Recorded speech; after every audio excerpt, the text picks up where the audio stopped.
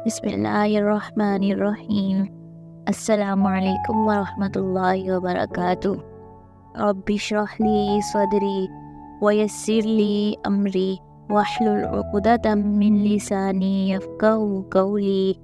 رب زدنی علما، اللہم فقہنا فی الدین۔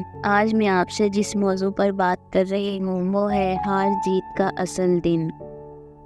اللہ تعالیٰ سے دعا ہے کہ وہ مجھے حق اور سچ بات آپ تک پہنچانے کی توفیق عطا فرمائے اور غلطیوں کو معاف فرمائے، آمین۔ انسان کو اس دنیا میں عقل و فہم اور ارادہ و اختیار کی قوت اس لیے دی گئی ہے تاکہ اس کی آزمائش کی جائے۔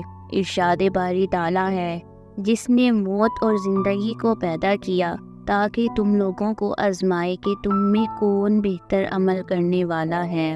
اس کے سامنے زندگی گزارنے کے دو راستے ہیں، ایک اللہ تعالیٰ کی فرما برداری اور دوسرا نافرمانی کا راستہ ہے۔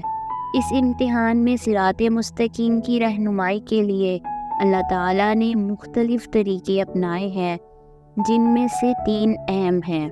نمبر 1، ہر انسان کو عقل و شعور سے نوازا، اور قرآن حکیم کا یہ دعویٰ ہے کہ ہر انسان کے شعور میں یہ حقیقت اچھی طرح بٹھا دی گئی ہے کہ یہ کائنات بے خدا نہیں بلکہ اس کا پیدا کرنے والا، پالنے والا اور اس کا انتظام چلانے والا موجود ہے۔ اسی لیے انسان ہمیشہ توحید کے سوال سے پیچھا نہیں چھڑا سکتا۔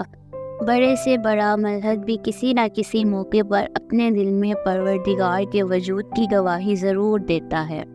اسی طرح بڑے سے بڑا مشرک بھی بسا اوقات یہ سمجھ لیتا ہے کہ مسبب الاسباب صرف ایک ہی ذات ہے، باقی کسی کی کوئی حیثیت نہیں۔ پھر اس کے ساتھ اس کے ارد گرد بے شمار ایسی نشانیاں پھیلا دی گئی ہیں جن پر معمولی سا غور و فکر کر کے بھی وہ اس نتیجے پر پہنچ سکتا ہے کہ یہ عظیم کارخانہ خود بخود وجود میں نہیں آ سکتا۔ نمبر 2، دوسری حقیقت، دوسری حیرت انگیز چیز ہر انسان کے قلب میں موجود ہے۔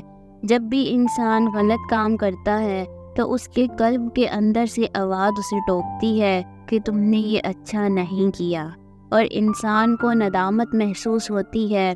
اسے ہم ضمیر کہتے ہیں، اور قرآن اسے نفس لوامہ کہتا ہے، اور کہتا ہے کہ یہ اس لیے انسان کو دیا گیا ہے تاکہ وہ اچھے اور برے میں فرق محسوس کر سکے۔ انبیاء اور ان کے ذریعے کتب بھیجی، ان میں سے آخری کتاب قرآن حکیم زندہ معجزہ اپنی اصل شکل میں قیامت تک رہنمائی کے لیے موجود ہے۔ اس دنیا میں صحت، بیماری، خوشحالی، غربت، تمام چیزیں صرف اور صرف امتحان کے لیے ہیں۔ ہر انسان کو مختلف حالات میں ڈال کر اسے آزمایا جا رہا ہے، لیکن ایک دن آئے گا جب اس امتحان کا وقت ختم ہو جائے گا۔ اس دن زمین اور اس پوری کائنات کے قوانین بدل دیے جائیں گے۔ وہی دن قیامت کا دن ہوگا۔ اس کے بعد ہر انسان سے حساب کتاب ہوگا۔ اگر وہ دنیا میں شکر گزار بندہ بن کر رہا ہوگا تو اسے جنت کی صورت میں ابدی انعامات ملیں گے، اور اگر اس نے بغاوت کی زندگی بسر کی ہوگی تو اسے سزا دی جائے گی، اور جہنم کی شکل میں برا انجام اس کا منتظر ہوگا۔ موجودہ دنیا کی چیزیں جو لوگ ذاتی چیزیں سمجھ کر اس میں بے روک ٹوک تصرف کر رہے ہیں، ان کا حال آخرت میں وہی ہوگا جو کسی بینک کے اس اکاؤنٹ کا ہوتا ہے جو بینک کی الماری میں بھرے ہوئے نوٹوں کو بھی ذاتی چیز سمجھ لے۔ قیامت کے عقلی دلائل۔ اس کائنات میں اللہ تعالیٰ نے ہر چیز جوڑوں کی شکل میں بنائی ہے، لیکن یہ ایک ہی حقیقت کے 2 اجزاء ہوتے ہیں، اور دونوں مل کر ایک دوسرے کی تکمیل کرتے ہیں۔ اگر ایک حصے میں کوئی کمی یا خلا ہوتا ہے تو دوسرے حصے سے پر ہو جاتا ہے۔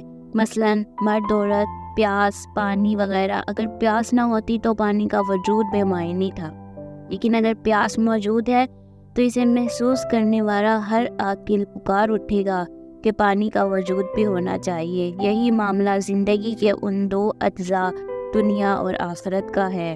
یہ دنیا پکار پکار کر ہمیں متوجہ کر رہی ہے کہ یہ نامکمل ہے۔ اس دنیا میں انسان کی زندگی پر غور کریں۔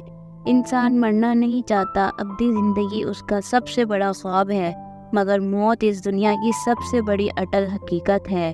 گویا پیاس تو موجود ہے مگر پانی نہیں۔